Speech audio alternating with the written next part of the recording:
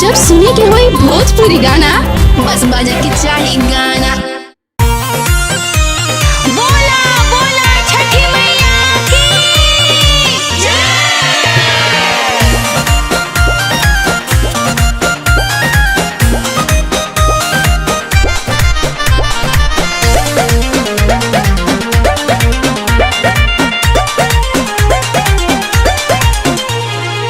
खड़ा बड़ी पनिया में नया नोहर कनिया दोनों हथवा जोड़ के।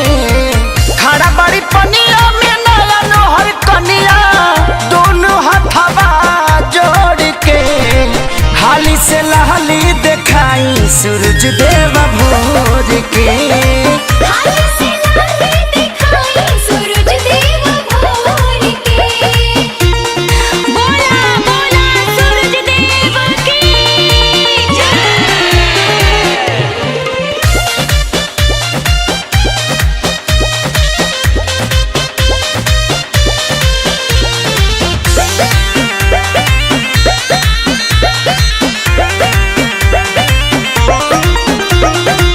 थर थर का पे दहिया बड़ा जोर हहराता।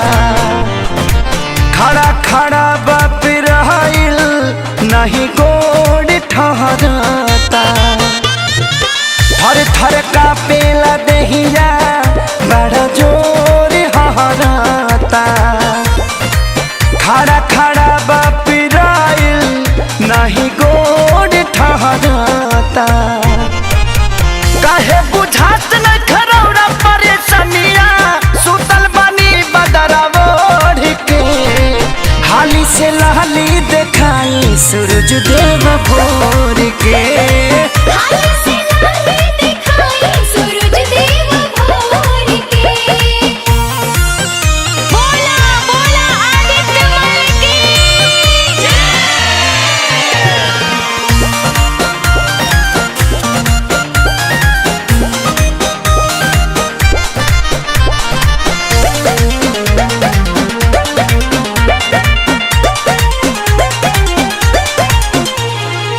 बरती सभा करता अगोरा वाल हो। बाटे खेसारी रूपेश के हो रावाल हो। बरती सभा करता अगोरा वाल हो। बाटे खेसारी रूपेश के हो